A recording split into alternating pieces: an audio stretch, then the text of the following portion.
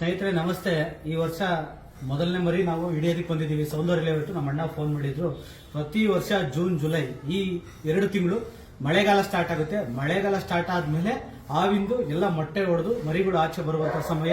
ದಯಮಾಡಿ 1-2 ತಿಂಗಳಲ್ಲಿ ಭಾರಿ ಹುಷಾರಾಗಿರಿ.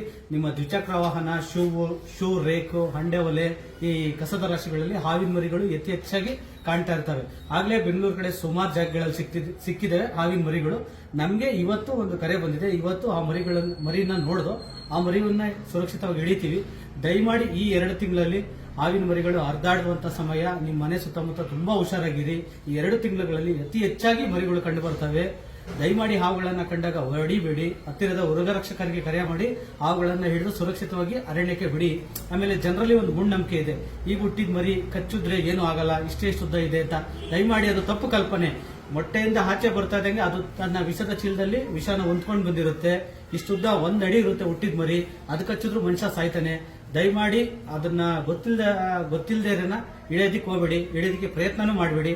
ಅದನ್ನ ಯಾರು ಕಲ್ತಿರ್ತಾರೆ, ಅದರ ಹಾವಿನ ಬಗ್ಗೆ ಯಾರು ತರಬೇತಿ ಪಡೆದುಕೊಂಡಿರ್ತಾರೆ ಅಂತವ್ರನ್ನ ಕಳಿಸಿ ಅವ್ರನ್ನ ಹಿಡಿಸಿ ಅರಣ್ಯಕ್ಕೆ ಬಿಡಿ.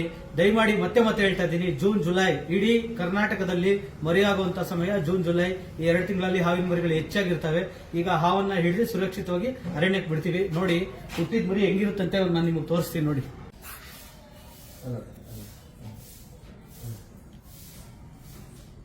ನೋಡಿ ಸ್ನೇಹಿತರೆ, ಹುಟ್ಟಿದ ಮರಿಗಳು ಈ ರೀತಿ ಇರ್ತದೆ. ಇದು ನಮಗೆ ಈ ವರ್ಷದ ಮೊದಲನೇ ಮರಿ.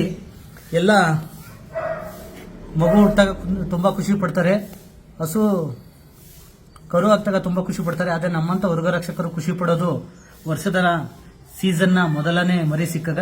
ದಯಮಾಡಿ ಹಾವುಗಳನ್ನ ಹೊಡಿಬೇಡಿ. ಕಂಡಾಗ ಹತ್ತಿರದ ಮೃಗರಕ್ಷಕರಿಗೆ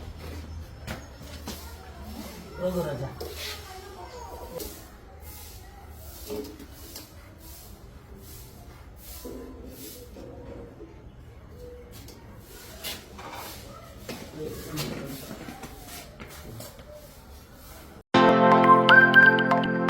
ನಮ್ಮೂರ್ ಎಕ್ಸ್‌ಪ್ರೆಸ್, ನಿಮ್ಮ ಸುದ್ದಿಯ ಜೊತೆಗಾರ.